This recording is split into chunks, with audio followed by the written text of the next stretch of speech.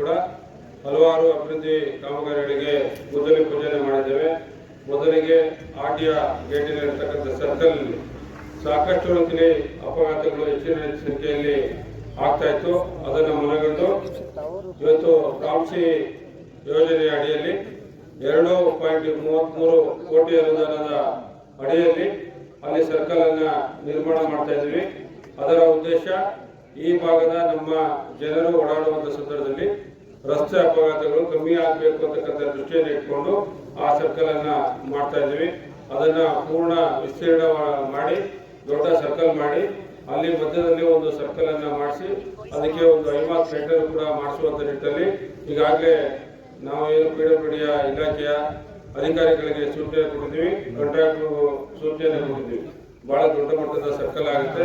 ಯಾಕಂತ ಹೇಳಿದ್ರೆ ಇದು ಕಿತ್ತೂರು ಭಾಗದಿಂದ ಕೂಡ ಸಾಕಷ್ಟು ಸಂಖ್ಯೆಯಲ್ಲಿ ಜನರು ಬರ್ತಾರೆ. ಅದೇ ರೀತಿಯಲ್ಲಿ ಹಂಸೋಗೆ ಕಡೆಯಿಂದ ಹಿಡಿದು ಈ ಭಾಗಕ್ಕೆ ಬರುವಂತ ರಸ್ತೆ ಬಹಳಷ್ಟು ದಟ್ಟಣೆ ವಾಹನ ಇದಾಗುತ್ತೆ. ಜೊತೆಗೆ ಚುಂಚುಕಟ್ಟೆ ಮಾರ್ಗವಾಗಿ ಈ ಕಡೆ ಹೋಗುವಂತ ರಸ್ತೆಯಲ್ಲಿ ಬಹಳಷ್ಟು ವಾಹನಗಳು ಬರುವಂತ ಸಂದರ್ಭದಲ್ಲಿ ಅದೇ ರೀತಿಯಲ್ಲಿ ಸಾಕಷ್ಟು ಜನರಿಗೆ ಗಾಯಗಳಾಗಿರ್ತಕ್ಕಂಥದ್ದು ಬಹಳಷ್ಟು ನಾವು ನೋಡಿದ್ದೇವೆ. ಆ ನಿಟ್ಟಿನಲ್ಲಿ ಈ ಒಂದು ಸರ್ಕಲ್ ಮಾಡಿದ್ಮೇಲೆ ಬಹಳಷ್ಟು ರೀತಿಯಲ್ಲಿ ಈ ಭಾಗದಲ್ಲಿ ಅಪಘಾತಗಳು ಕಮ್ಮಿ ಆಗುವಂತ ನಿಟ್ಟಿನಲ್ಲಿ ಒಂದು ಆಗ್ಬೇಕು ಅಂತಕ್ಕಂಥ ದೃಷ್ಟಿಯನ್ನು ಇಟ್ಕೊಂಡು ಇವತ್ತು ಅನುದಾನವನ್ನು ಹಾಕಿ ಸರ್ಕಲ್ ಅನ್ನ ಮಾಡ್ತಾ ಇದ್ದೀವಿ. ಅದಾದ ನಂತರ ನಾವು ಶನಿದೇವರ ದೇವಸ್ಥಾನದಲ್ಲಿ 6 ಲಕ್ಷದ ಅನುದಾನದ ಅಡಿಯಲ್ಲಿ ಗುದ್ದಲಿ ಪೂಜೆಯನ್ನ ಮಾಡಿದ್ದೀವಿ. ಜೊತೆಗೆ ನಮ್ಮ ವಾಲ್ಮೀಕಿ ಸಮುದಾಯ ಭವನಕ್ಕೆ 30 ಲಕ್ಷದ ಅನುದಾನದ ಅಡಿಯಲ್ಲಿ ಅಲ್ಲಿ ಕಾಮಗಾರಿಗೆ ಗುದ್ದಲಿ ಪೂಜೆಯನ್ನ ಮಾಡಿದ್ದೀವಿ. ಜೊತೆಗೆ ಚೋಳಮ್ಮ ತಾಯಿಯ ದೇವಸ್ಥಾನಕ್ಕೆ 5 ಲಕ್ಷ ಅನುದಾನದ ಅಡಿಯಲ್ಲಿ ಗುದ್ದಲಿ ಪೂಜೆಯನ್ನ ಮಾಡಿದ್ದೀವಿ. ಇಲ್ಲಿ 30 ಲಕ್ಷದ ಅನುದಾನದ ಅಡಿಯಲ್ಲಿ ಸಿಸಿ ರಸ್ತೆ ಅಭಿವೃದ್ಧಿಗೆ ಕಾಮಗಾರಿಗೆ ಗುದ್ದಲಿ ಪೂಜೆಯನ್ನು ಮಾಡಿದ್ವಿ. ಈ ಕಾರ್ಯಕ್ರಮ ಮುಗಿದ ಮೇಲೆ ಇಲ್ಲಿ ಹೋಗಿ 50 ಲಕ್ಷ ಅನುದಾನದ ಅಡಿಯಲ್ಲಿ ನಮ್ಮ ಗ್ರಾಮದ ಪರಿಮಿತಿಯಲ್ಲಿ ರಸ್ತೆ ಅಭಿವೃದ್ಧಿ ಕಾಮಗಾರಿಗಳಿಗೆ ಗುದ್ದಲಿ ಪೂಜೆಯನ್ನ ಮಾಡಿ ಅಲ್ಲಿಂದ ಹೊರಡ್ತೇವೆ. ಅದಕ್ಕಿಂತ ಮುಂಚೆ ಸಭೆ ಆಗಬೇಕು ಅಂತಕ್ಕಂಥ ನಿಟ್ಟಿನಲ್ಲಿ ಈ ಸಭೆಯಲ್ಲಿ ಮಾಡ್ತಾ ಇರ್ತಕ್ಕಂಥದ್ದು. ಇವತ್ತು ಇದರ ಉದ್ದೇಶ ನಮ್ಮ ಆಟೆ ಗ್ರಾಮದಲ್ಲಿ ಸಾಕಷ್ಟು ವರ್ಷಗಳಿಂದ ಅಭಿವೃದ್ಧಿ ಕೆಲಸ ಕಾರ್ಯಗಳು ಆಗೇ ಇರಲಿಲ್ಲ. ಆ ನಿಟ್ಟಿನಲ್ಲಿ ಇವೆಲ್ಲವನ್ನು ಕೂಡ ಮನಗಂಡು ಅಭಿವೃದ್ಧಿ ಕೆಲಸ ಕಾರ್ಯಗಳನ್ನ ಮಾಡಬೇಕು ಅಂತಕ್ಕಂಥ ನಿಟ್ಟಿನಲ್ಲಿ ಇವತ್ತು ಹಲವಾರು ಅಭಿವೃದ್ಧಿ ಕಾಮಗಾರಿಗಳನ್ನ ನಮ್ಮ ಆಟೆ ಗ್ರಾಮ ಇರ್ಬೋದು, ನಮ್ಮ ಕೊಪ್ಪಳು ಇರ್ಬೋದು, ಜೊತೆಗೆ ಈ ಭಾಗದಲ್ಲಿ ಇರ್ತಕ್ಕಂಥ ಎಲ್ಲ ಹಳ್ಳಿಗಳಲ್ಲೂ ಕೂಡ ಅತಿ ಹೆಚ್ಚಿನ ಅನುದಾನವನ್ನ ಹಾಕಿ ಕಾಮಗಾರಿಗಳನ್ನ ಹಂತವಾಗಿ ಗುದ್ದಲಿ ಪೂಜೆಯನ್ನ ಮಾಡ್ತಾ ಇದೀವಿ. ಈ ಹಿಂದೆ ನೀವು ನೋಡಿದಾಗೆ ಹಲವಾರು ಗ್ರಾಮಗಳಿಗೆ ನಿಜನಹಳ್ಳಿ, ಹೊಸಕೋಟೆ ಭಾಗದಲ್ಲಿ ಆ ಭಾಗದಲ್ಲೂ ಕೂಡ ಸಾಕಷ್ಟು ಅಭಿವೃದ್ಧಿ ಕಾಮಗಾರಿಗಳನ್ನ ಮಾಡ್ತೀವಿ. ಈ ನಮ್ಮ ಪಂಚಾಯತಿ ವ್ಯಾಪ್ತಿಯಲ್ಲಿ ಸಕ್ರೆ ಗ್ರಾಮದಲ್ಲಿ, ಅಲ್ಗೇರು ಕೊಪ್ಪಳು ಗ್ರಾಮದಲ್ಲಿ, ಜೊತೆಗೆ ನಮ್ಮ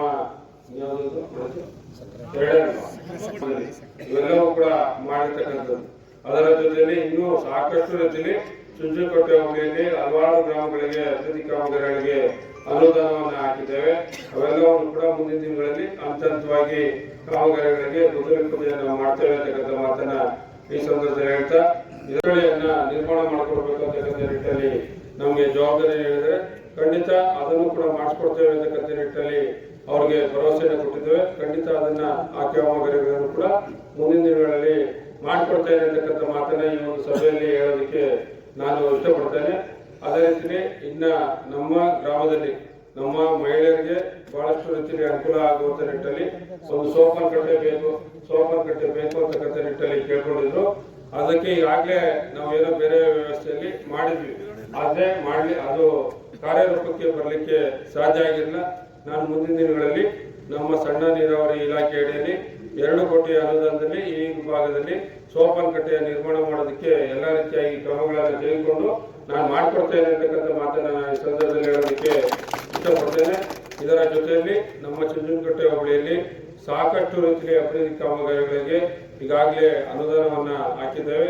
ಏನು ನಮ್ಮ ಹಂಸೋಗೆ ಭಾಗದಲ್ಲಿ ಈಗಾಗಲೇ 1 ಕೋಟಿ ಅನುದಾನದಲ್ಲಿ ಸೋಪಾನ್ ಕಟ್ಟೆ ನಿರ್ಮಾಣ ಮಾಡಿರ್ತಕ್ಕಂಥದ್ದು. ನಮ್ಮ ದಮ್ಮನಹಳ್ಳಿ ಕೊಪ್ಪಳು, ನಮ್ಮ ಕಗ್ಲ ಅಲ್ಲೂ ಕೂಡ 1.5 ಕೋಟಿ ಅನುದಾನ, 2.25 ಕೋಟಿ, ಆ ಕಡೆಗೆ ಒಟ್ಟು 2.25 ಕೋಟಿ. ಸುಮ್ಮನೆ ಗುದ್ದಲಿ ಪೂಜೆ ಮಾಡಿದ್ಮೇಲೆ ಹೇಳಿ ಹೋಗುವಂತ ರಸ್ತೆಗೆ 2.25 ಕೋಟಿ ಅನುದಾನದಲ್ಲಿ ಕಾಮಗಾರಿಗಳನ್ನು ಕೈಗೆತ್ತಿಕೊಳ್ತಾ ಇದೀವಿ. ಜೊತೆಗೆ ಕೋಗ್ಲೂರು 1.5 ಕೋಟಿ, 1.5 ಕೋಟಿ ಅನುದಾನದಲ್ಲಿ ಮಾಡ್ತಾ ಇದ್ವಿ. ಈಗಾಗಲೇ ನಿಮಗೆ ತಿಳಿದಿರೋ ಹಾಗೆ ಮಾಯಗೋಡ್ನಹಳ್ಳಿ, ಅಂಕನಹಳ್ಳಿ ಕೊಪ್ಪಲು, ಅಂಕನಹಳ್ಳಿ, ಸೋಮನಹಳ್ಳಿ, ಬೆಳಗಿನಹಳ್ಳಿ, ಅಲ್ಲಿಂದ ಚಿಕ್ಕಹಳ್ಳಿ, ಕೋಗ್ಲೂರು ಮತ್ತೆ ಹೊಸಕೋಟೆ ಆ ಭಾಗಕ್ಕೂ ಕೂಡ ಈಗಾಗಲೇ ಏನು ಅರ್ಧ ಕಾಮಗಾರಿಗಳು ಆಗಿದೆ. ಸೋಮನಹಳ್ಳಿಯಿಂದ ಮುಂದಕ್ಕೆ ಹೊಸಕೋಟೆವರೆಗೂ 9 ಕೋಟಿಯ ಅನುದಾನದಲ್ಲಿ ಆ ಒಂದು ಕಾಮಗಾರಿಗಳನ್ನ ಮಾಡ್ತಾ ಇದ್ದೀವಿ.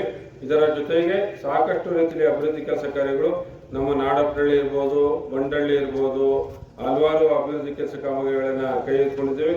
ಜೊತೆಗೆ ನಮ್ಮ ಅನ್ಸೋಕೆಯಲ್ಲಿ ಅಲ್ಲಿ ಒಂದು ಗೋಡೆ ನಮ್ಮ ಒಳಗೆ